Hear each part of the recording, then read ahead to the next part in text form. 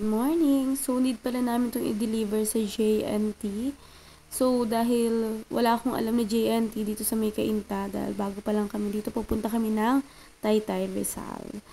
At ang gamit nga namin sa pag-video nito ay ang bago naming biling action cam. For me, para sa mga nagsisimula pa lang, okay na siya.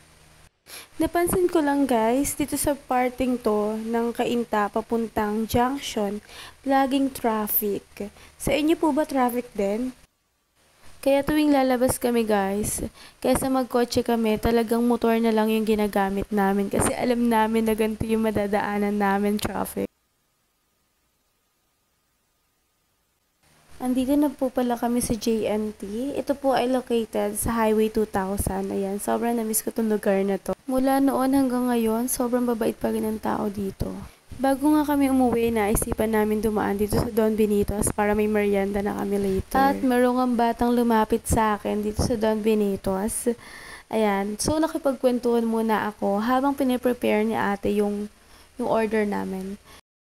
So ngayon, kung makikita niyo po yung mga bata na ganan sa kalsada or somewhere, i-educate po natin sila na libre po or i-inform natin sila na libre po yung pag-aaral dito sa Pilipinas.